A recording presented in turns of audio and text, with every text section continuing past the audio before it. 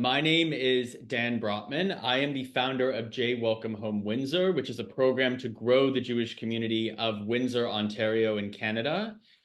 We had a workshop a few weeks ago, and so many medical professionals came onto that workshop that we decided that we needed to do a separate workshop to actually talk about immigrating to Canada as a doctor. So our program for today, I don't need to talk too much about J Welcome Home Windsor. Many of you were at the workshop or you've seen the video that I sent out. We're going to start with Canadian immigration attorney Daniel Mandelbaum, who's going to talk about immigration pathways for doctors and medical professionals coming to Canada. And then we're going to hear from Zoia Sherman, who has actually made the transition herself. So without further ado, Daniel, we're going to hand it over to you and I will pull up your presentation. Thank you so much, Dan, and thank you, Dr. Zoia Sherman, for joining me as a panelist today to talk about the options for physicians here. Many of you may have attended our previous sessions or watched the video online. I don't need to necessarily tell you all about everything I do and what my firm does. But I just very quickly wanted to let everyone know I've been doing immigration law in Canada, practicing as an immigration lawyer now for over 10 years.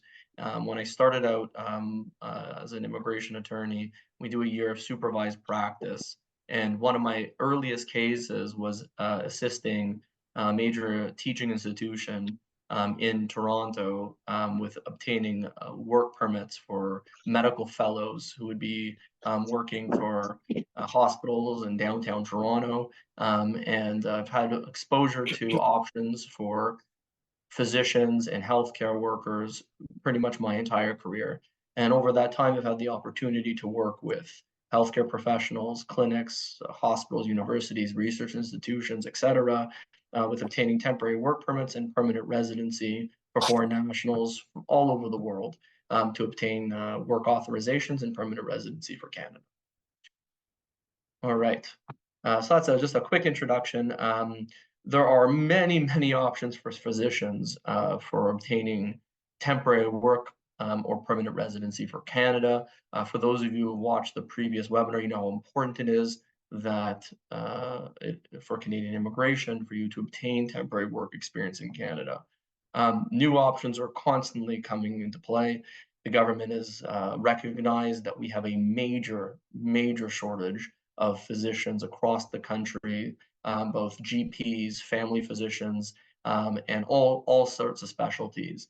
And the options that I'm going to be talking with you about briefly today are those that exist today. There are probably others that aren't covered here, and there will probably be more, soon as tomorrow, because the government is responding to a chronic crisis that we have here in Canada. These options that I've outlined here for you, I'll go through them briefly and explain how they work. These are sort of the core package of options available to physicians.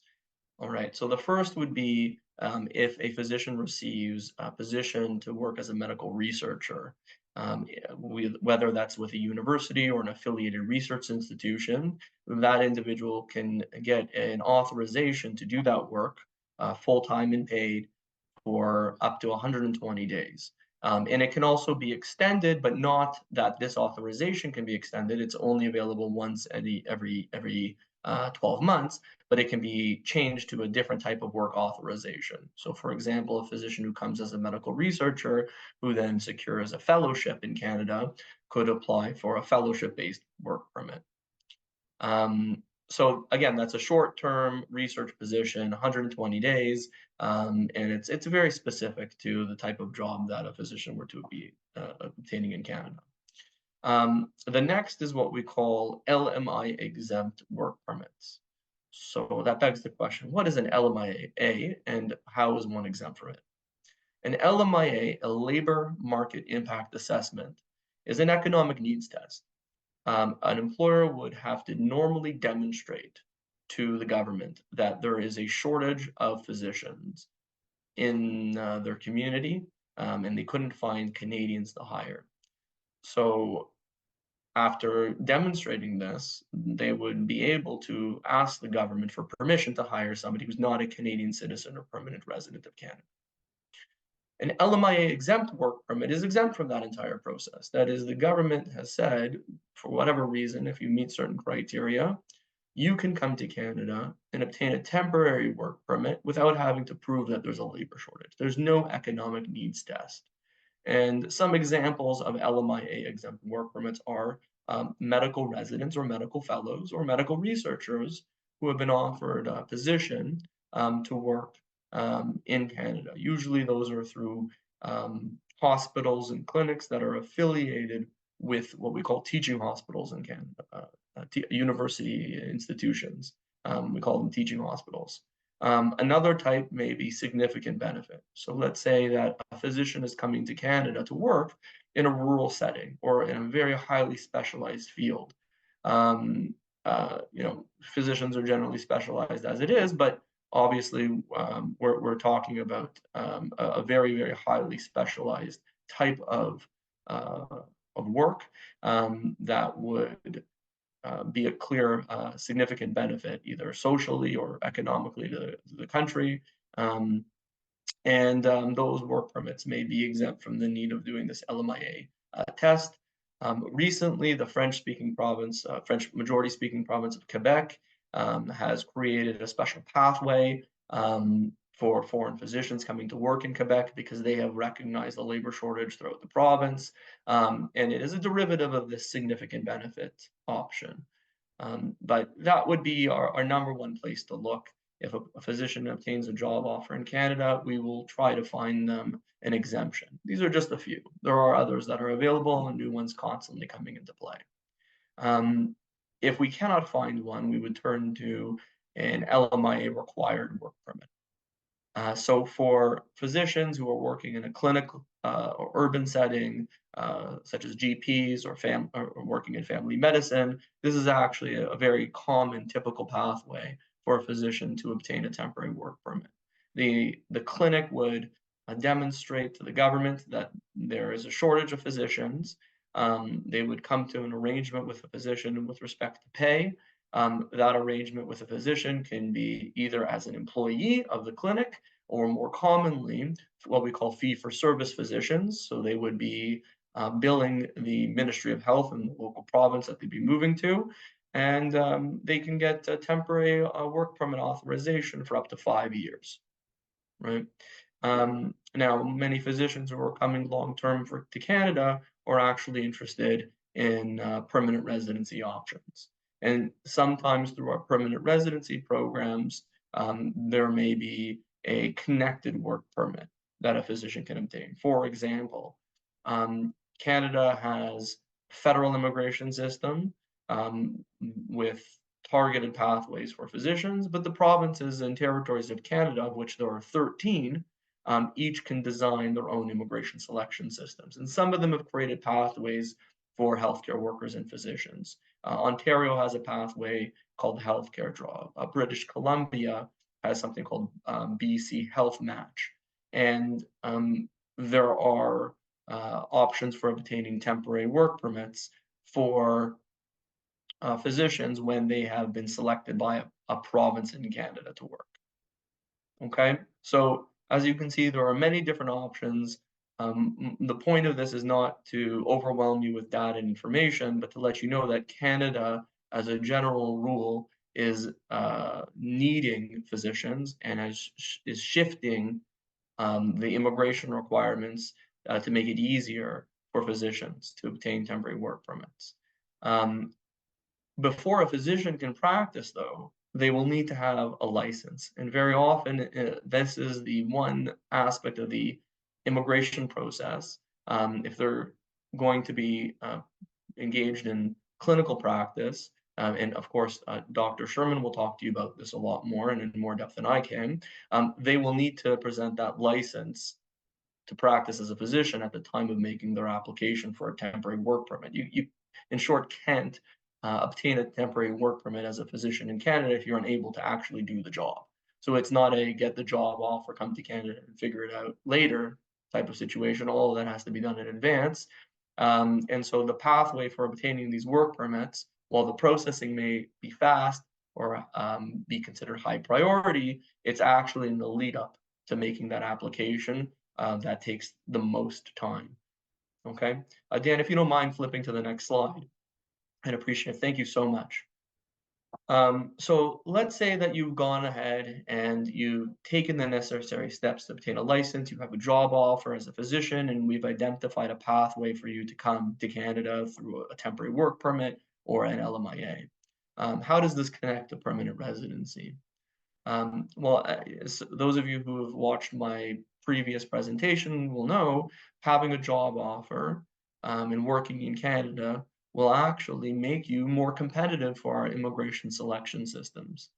Typically, our provinces and the government of Canada will select skilled immigrants from a pool of candidates. These are individuals who have expressed an interest in moving to Canada and have completed certain preconditioned necessary steps. For example, they've had their language ability in English or French evaluated by an official evaluation agency. They have had their education credentials assessed. In the case of physicians, they must be assessed by the Medical Council of Canada. You can't go to a general assessment agency. It has to be the Medical Council of Canada who performs the assessment for physicians. Okay.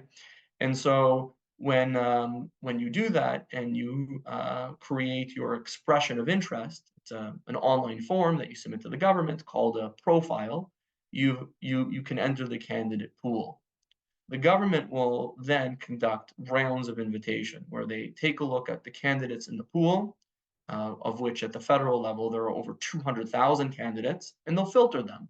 They'll filter those candidates on the basis of the immigration program they may qualify for, or their occupation in which they work, um, or by their points that the system assigns for various factors. There's a category called the healthcare category, where the government will every once in a while, we don't know how often, and we don't know how many physicians they'll select or healthcare workers in general they'll select, but they will every once in a while look at the pool, filter it for those healthcare workers, and that reduces the size of the competition pool. So it suddenly goes from over 200,000 candidates across all occupations from all countries to a much smaller category, right? So your competition pool has shrunk, meaning that as a physician, you have an opportunity to receive a selection from a smaller pool. In other words, you're competing against fewer individuals, thereby increasing the likelihood that you will be selected given whatever score that you may obtain. Of course, getting a work permit, working in Canada will increase your score and make you more competitive against other healthcare workers in the pool. And the provinces in Canada similarly have designed expression of interest systems where a person who is interested in moving to that particular province will submit a profile, including information about who they are, their work history, education, and whether they have a job offer in that province. And the province will conduct a round of selection. Sometimes the provinces will actually select candidates directly out of the federal pool. Sometimes they'll have their own pool, and sometimes they'll have both. Right. So it's a mix and match system with multiple layers.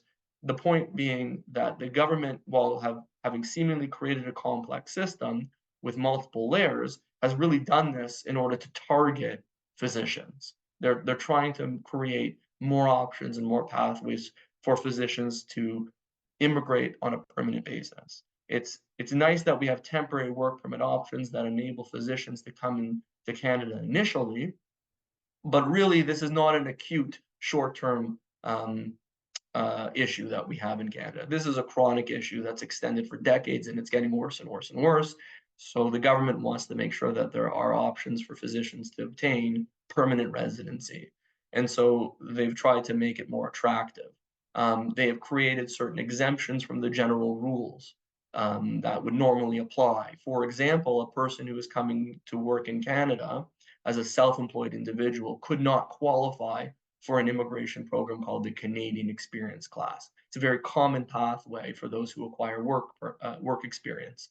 Fee-for-service physicians who are billing the Ministry of Health would typically be considered self-employed. The government says, no, no, no, no. We've made an exception for physicians, an accommodation for physicians, that if you are a fee-for-service physician, you're charging the government, we are going to say that you are actually not truly self-employed, you're a public servant, you are eligible to claim Canadian experience. And that's actually new. That's only come into play earlier this year.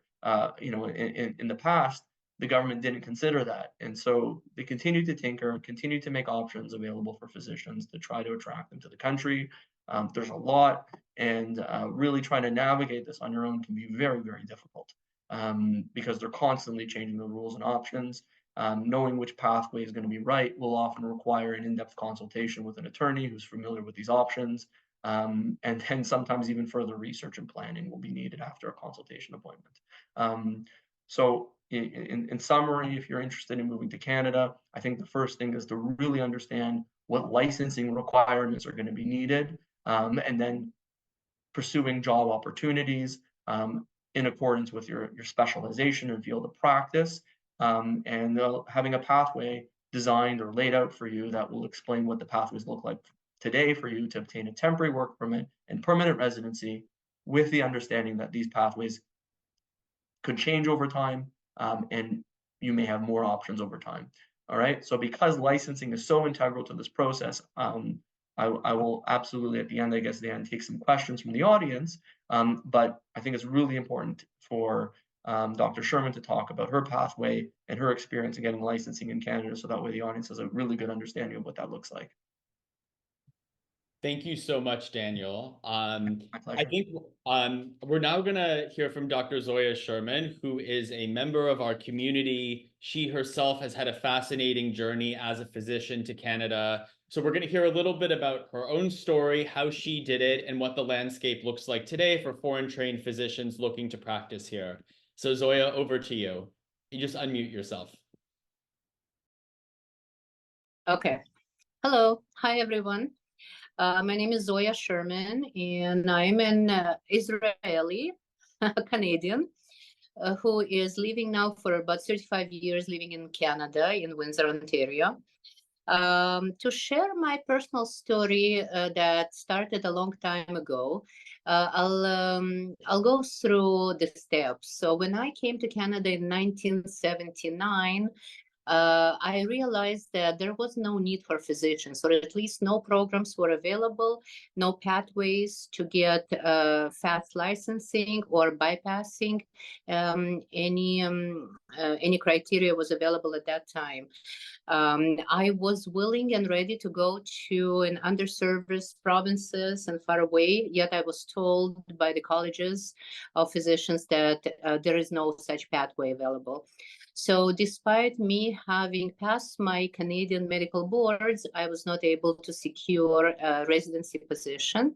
Therefore, I had to retrain, pass my American boards, and went to the States. And actually, I completed my full residency in the States, and I'm internal medicine specialist in Michigan state. That was my way back into Canada. I always lived in Windsor, and the advantage in Windsor, and that's why I enjoyed living here for over 30 years, is that we have the states right across borders. So you cross a bridge or a tunnel, and you are in a bigger country that has more possibilities or different options. For example, culture, sports events, shopping, as well as flying to international destinations. So we do not need to go to Toronto in order to be able to proceed to our international destinations. So I enjoyed living in Windsor. I was working in Detroit, in Michigan, where I completed my residency, get my licensing in Canada based on my North American experience now. And as of 1983, I was fully licensed in family practice in Canada and have been practicing in that capacity ever since. My focus is also women health. I own a medical spa. I do cosmetic procedures. So I do a number of different things that I have evolved and specialized in order to serve our highly underserviced community. So I would like to go into that a little bit more in detail because I agree with Daniel. We are underserviced, and there is a huge deficit of physicians of any specialty in Canada, specifically in southwestern Ontario. I find it's very hard to fill a family practice position, a general practitioner, as well as many of the specialties. Now, in order to immigrate and work as a physician, you need to go through licensing. So I understand that as of lately, earlier this year, there was an approval for British physicians to come to work in Canada without needing to pass their examinations. This is something very new. I've already spoken to some Brits.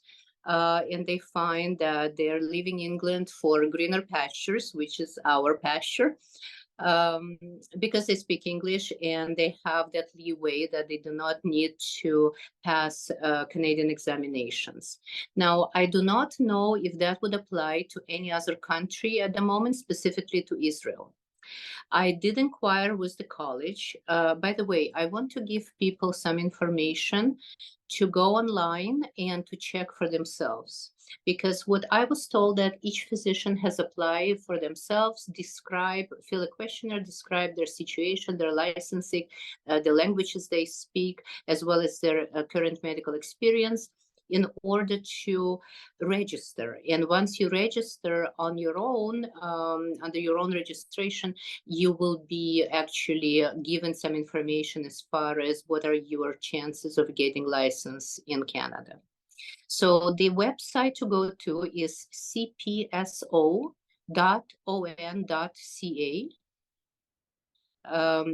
The phone number, because you can also call to inquire, is 1-800-268-7096, extension 617, or a local number in Toronto, 416-967-2617.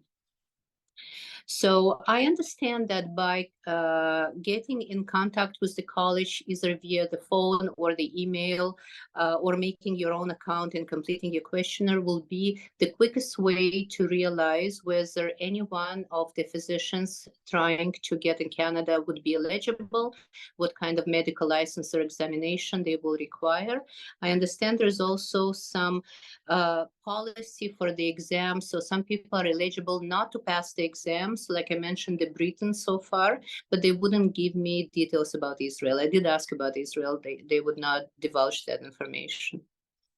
So it is also possible, there's some pathways available to go to underserviced areas in order to come back to bigger cities where there is more physicians availability.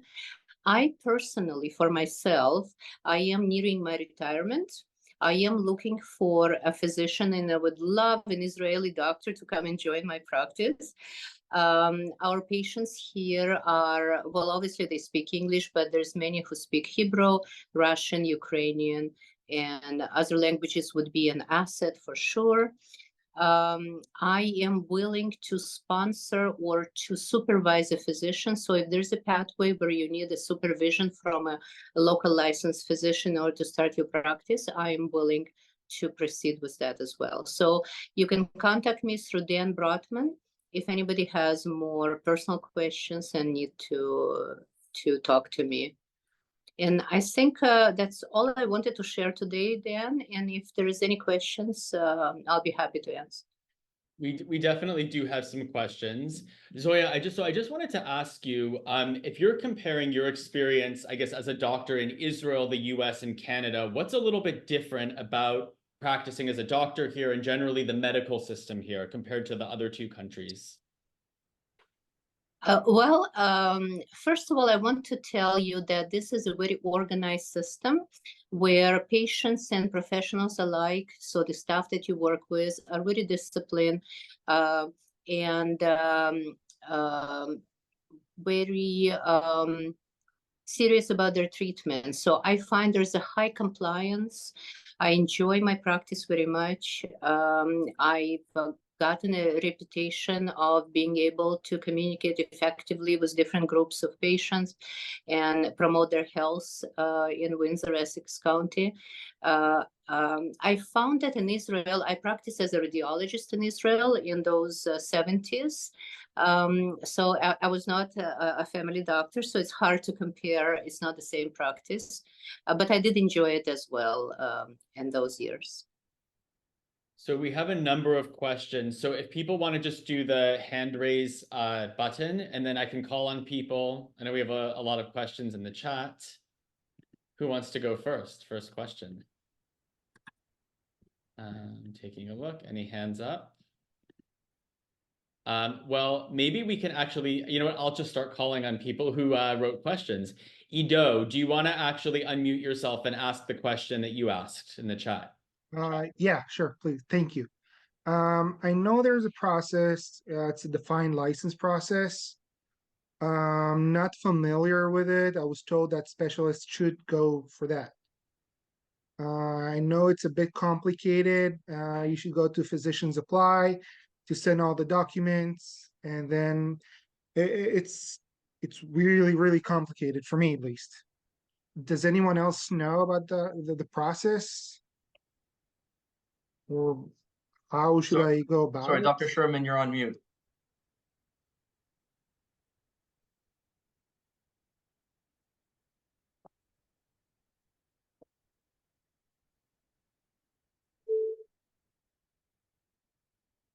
I think, yep, you're just unmuting yourself.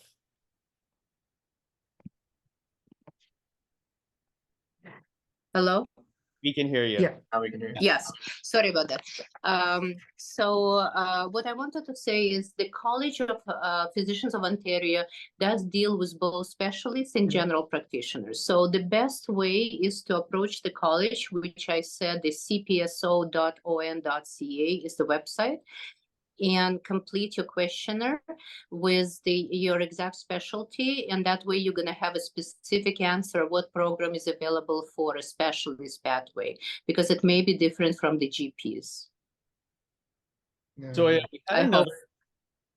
we had another question actually about Nova Scotia. I know that licensing is different according to province, but the question was, I know that in Nova Scotia there's a possibility if you were found eligible for a defined license. Do you know anything about Nova Scotia and the licensing process there?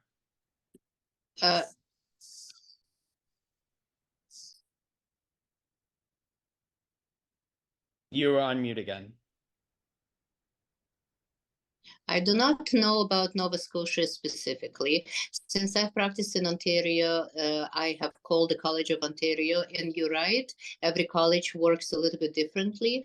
There is a program that I know of that people can go and serve 3 years in underserviced communities, and I believe it's any of the Northern Territories and the other underserviced provinces, but I'm not sure the exact criteria of how to go about that. And people would need to contact the College of Nova Scotia to answer that question.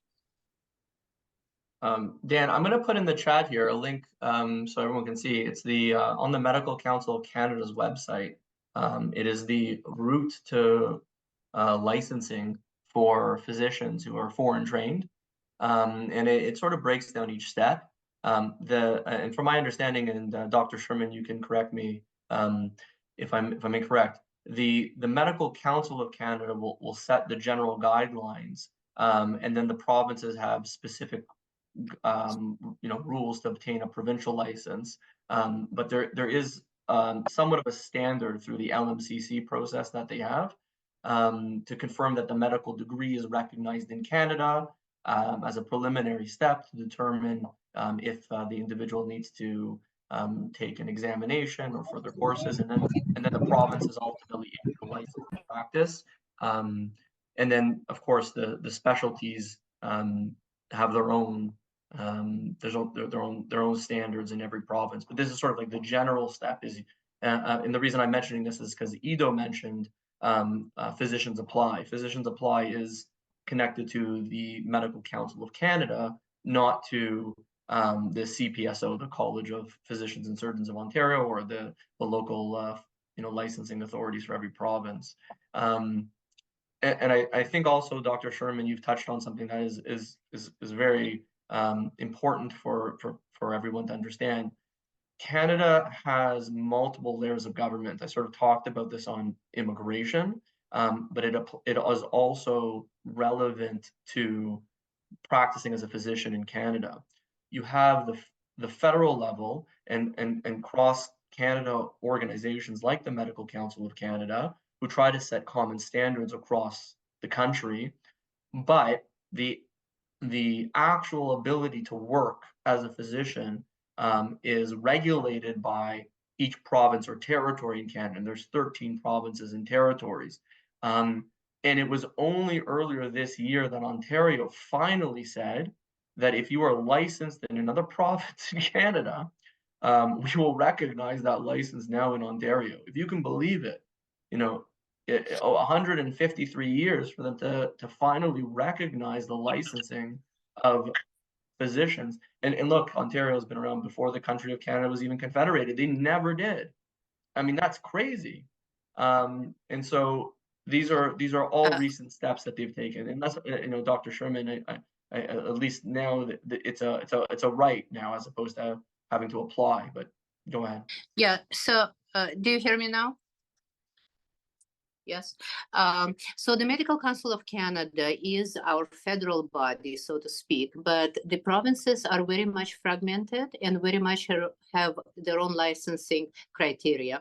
And even today, a graduate of Canadian medical school, let's say if I graduated in Ontario, I cannot work in British Columbia. I actually have to apply for a license in British Columbia and fulfill certain criteria, and vice versa. A physician from another province cannot go and just start working in a different province. So it has to be unified. They've been working on this for a long time to make sure that our medical care can be provided by any Canadian graduate in any province, that is transportable to a different province. But I don't believe, and I'm not up to date, so you may know better, but up to date, I don't think that has happened, that we have that ability to practice anywhere, having a license in one of the provinces. No, and this was unique to Ontario, the as of right rules that the government is trying to push through to make the regulatory changes to allow physicians as of right who hold a license in another province to be able to practice. But again, I'm not sure the current state. This was an earlier this year announcement from the province of Ontario. But you're 100% right. It's fragmented, so every province and territory would have to make a similar announcement. But I think this is to address the physician shortage in Ontario, and the best place to start, as you said, is contact the CPSO. I guess the point being that if you're coming from abroad and you're immigrating to Canada, the question is, well, I'm selecting that I'm interested in moving to anywhere in Canada when I apply for immigration. So, but now I want to work as a physician. Where am I going to end up? The provinces can pick me, or I can move anywhere, and then it's a chicken and egg problem. So yes, yeah. I do want to touch on this other way to get license is through supervision. I kind of mentioned that already. So I know of international medical graduates, they're called IMGs in Canada, that would get their examination done. Once they pass their examination, they still cannot practice independently. They need to be supervised for 6 months to a year. And I have provided that type of supervision to American graduates, actually in the last 10 years, for them to get their independent license here. So I think that pathway is still available, but I do not know if it applies to Israeli license. If Israel is regarded in one of those countries that can be just supervised and bypass the medical licensure requirements of other kinds, yeah. Dr. Sherman, we have a question from Shirley. It says, do you know where the nearest medical center for fellowships is? To my understanding, this is the easiest way to get a specialist license, although it is longer and the salary is much lower during fellowship. So most fellowships are done at university hospitals, not in Windsor. So I would go Toronto or London in southwestern Ontario would be the closest. Now, I wouldn't know how one would apply to be a fellow. I don't know the pathway for that. Yeah. I also, I've seen the second half of that. So once somebody does get a fellowship offer from a teaching hospital, and I believe that Windsor may be connected as, is it a branch? Dr. Sherman, are you aware of this? A branch of London. Of We're a London. branch of London. Yes, yes. Right. So if you go and you apply for the fellowship position, you know, undergo whatever licensing is necessary to be able to work as a fellow, I have then been at that point introduced to the process where we got a job offer, and then that individual is absolutely correct. Getting a work permit is actually very fast in that situation. You do a medical examination before you travel to Canada, and a couple weeks later you show up. Fly into, for example, Toronto Pearson Airport, or if you can, you fly into Detroit, drive to the Windsor-Detroit Tunnel, and you get your work permit on the spot, valid for the length of the job offer, typically a few years for the fellowship. And then you can continue on and from there apply for permanent residency and get your licensing. I've seen it done countless times, but I've got that gap. I only see it once they've reached that stage in the process where they've got their job offers. Dr. Sherman, you touched on the fact that Windsor has an advantage in that you have access to both the US and Canada. I've spoken with people considering relicensing, and they say, well, I've heard it's harder in Canada, or I've heard it's harder to relicense in the US. Based on your experience, is one side of the border more stringent than the other for relicensing? So the medical examination is very similar. So if you pass your exams for Canada, you should be able to pass the American boards as well. That's what happened for me. I passed my Canadians and turned around and passed my Americans because I needed to. So once you study for your boards, you can pass any of the examinations. It is a lot of anatomy, biology, physiology, chemistry, so basic sciences that we as practicing physicians don't use those. And there is some preparation is required, I would recommend, but they're not very difficult to pass. And then there is the practical part, where it's more related to your professional experience, that is even easier to pass. So for a foreign trained physician considering moving to Windsor, Essex, would your recommendation be to consider getting licensed on both sides of the border? It's not necessary. So if they, like, I always knew I want to live in Canada. I never wanted to live in the States. So I did everything possible, even though I'm licensed in the States and trained there, I still came back. So I don't think it's necessary, especially because right now Canada is really in deficit of physicians. And there are many routes available, like Daniel mentioned, to get a permanent residency just based on a job offer. So once you complete your licensing requirements, the job offer, like I said, I have an offer right here on the table in my office. So it's not going to be a problem to stay and work. It's just getting through the hoops of what college requirements will be. So is one of your main messages that once you've gone through the hoops of relicensing, there is enough opportunity on this side of the Absolutely. Absolutely. Yeah. Excellent. And Dan, this also makes working as a physician in a clinic in Canada sort of unique as compared to some other occupations, is that clinics and physicians are willing to undergo the LMIA process because it is a true labor shortage. And this may be the only way. So after obtaining the necessary licensing, contrast to other occupations where employers aren't willing to wait. I mean, we've been waiting 30 years for more physicians in Canada. So what's another few months to go through the LMIA process, where the government... Yes, I also wanted to mention the economical side of things, because I'm sure physicians out there are thinking about it. How am I going to do? Will I be able to provide for my family? So there is no initial investment. So once you get licensing, you actually have a job offer. You don't need to buy a practice. It's not like a dentist or an accountant. You can actually start practicing right away with zero money down. and gain a good number of patients quickly. There's different groups, opportunities to enroll patients in. It's called rostering. So once you have a decent roster of patients, you actually have a capitation payment that comes to you every month. Plus, there's a fee for a visit for each visit that we collect. The government of Canada is one payer system. It's a social system. So it's very easy to apply for billings and it's very easy to get paid. So what I want to say that once I started practicing, within a year, I was financially stable and having no worries whatsoever. As far as feeding my family, I was the only provider, and we had 2 kids at that time, and everything was okay. So I just want to say that we're still very fortunate in Canada. Our medical legal system is quiet in the sense that there's much less risk of being sued as in the States. That was my primary reason why I practice in Canada. We have the independent way of practicing, and we're not afraid of being sued, right and left.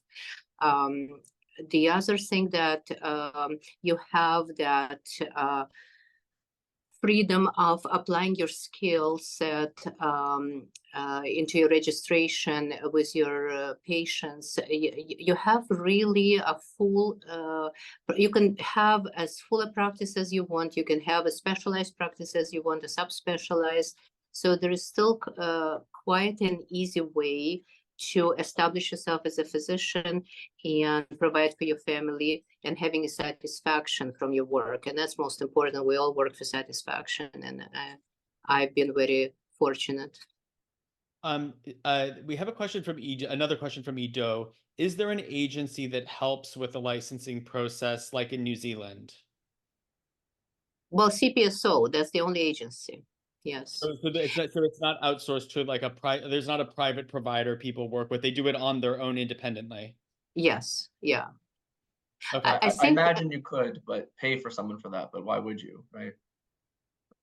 Exactly. Why would you? Because you can apply to the college by yourself. It doesn't cost anything, and you will have all the information. And then, of course, the licensing, there's some cost of having the exams and whatnot, but you don't need to pay a third party in order to get a license. Well, in New Zealand, the process is a bit different because the New Zealand government recognizes the Israeli license. Israel is one of 23 countries that New Zealand recognize. That's why I ask. Well, I did not know that. Yeah, I did not know that, but I am thinking that the Israeli license will be recognizable in Canada too. If they're recognizing Britain now in Australia, they should recognize Israel. But I don't know. I know of many physicians immigrated from Middle East, both specialists and GPs, who obtained their license in Canada with no difficulties. Daniel, could I also ask, just from an immigration perspective, I know it depends how the physician's spouse comes here. What happens to their spouse who's not a physician, who wants to work and build a career while they're living here? Right. Yeah, I was actually thinking about that when I was going through the options for a temporary work permit before. With the exception of that short-term 120-day authorization, anything that is longer than 6 months, a job offer where you're obtaining a work permit from 6 months or more, the spouse of the physician can obtain an open work permit to work for any employer anywhere in the country, presumably in the same community that they're working in.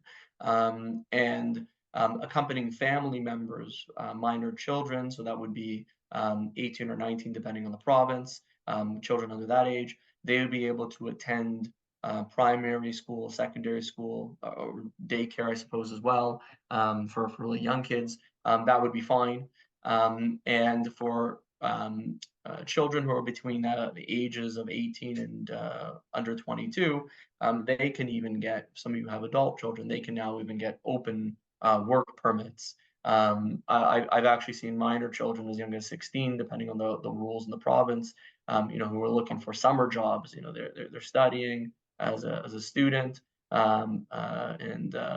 want to work more than a certain number of hours, they'll be able to get open work permits as well in some provinces. The options are there for families. So you wouldn't just be moving yourself, and it wouldn't be a single family income. Dan, I actually have a question back at you. I was hoping you may be able to answer or provide the audience with some insight. You see a lot of immigrants to Canada and other countries.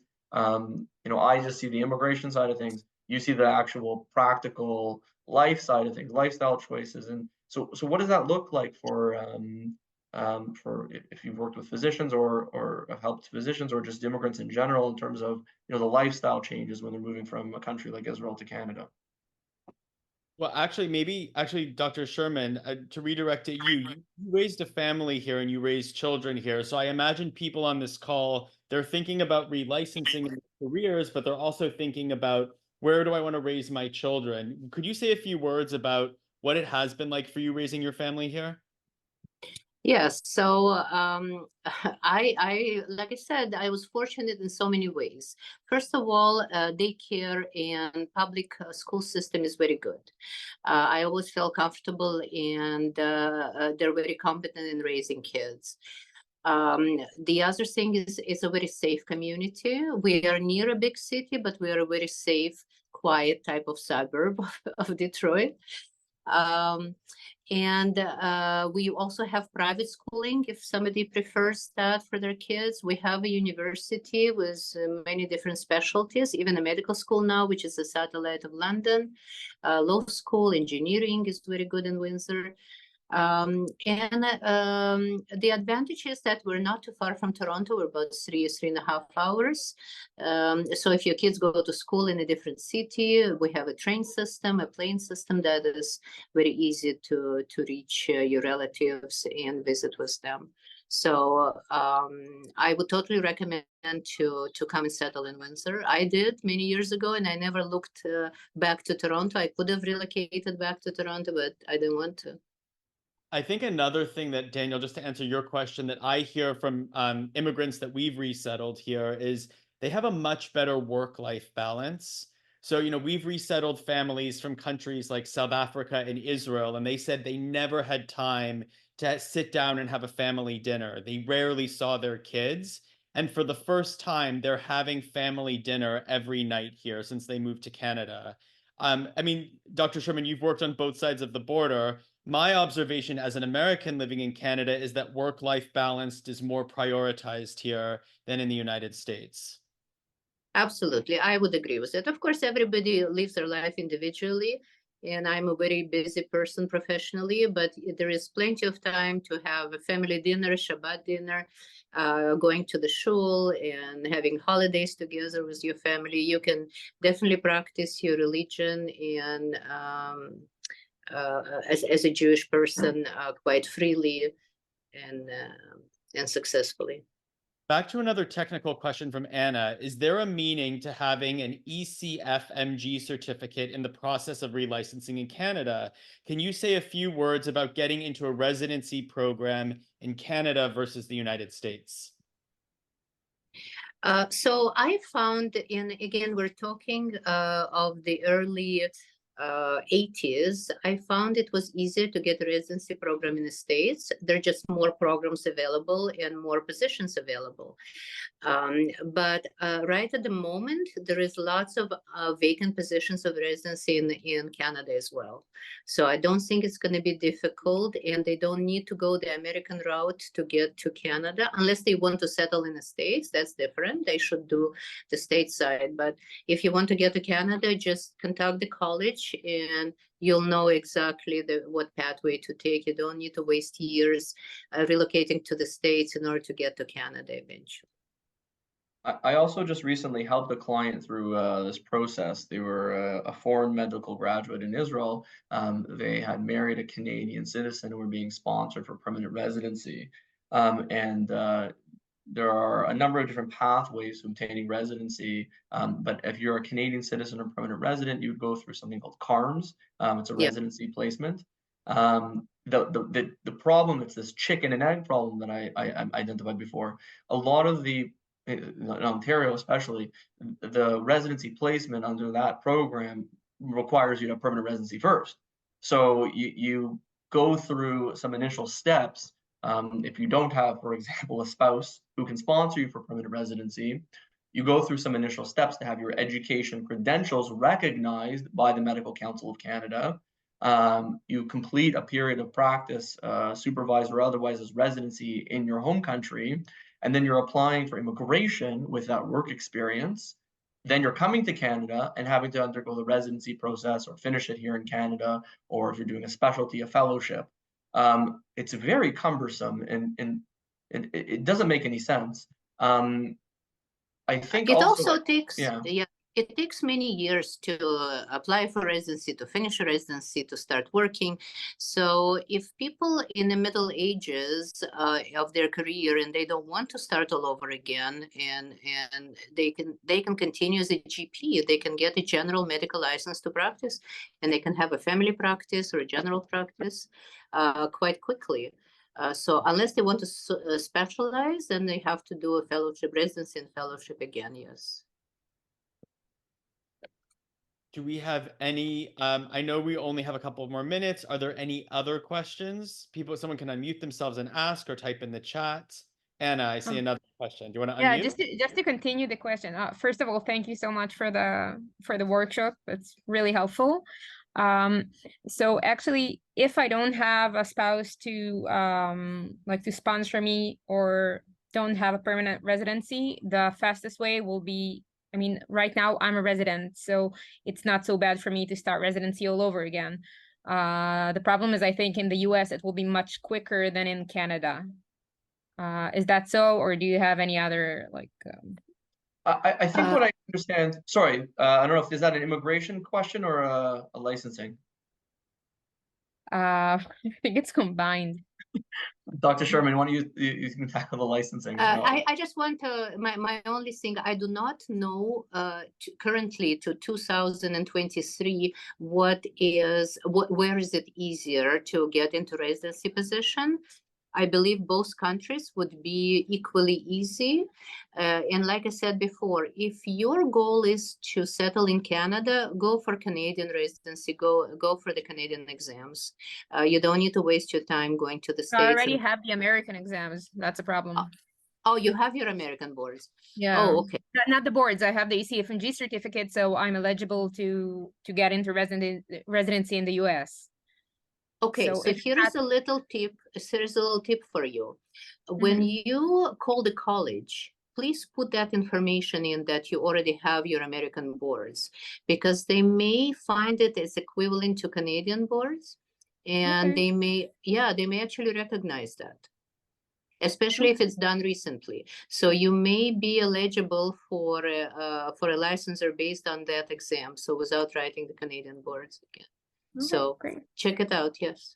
I've just added a link to the chat here about the PRA program, because Ontario this summer just became part of it. It is a process to help foreign licensed physicians who may have their credentials recognized to have a faster pathway.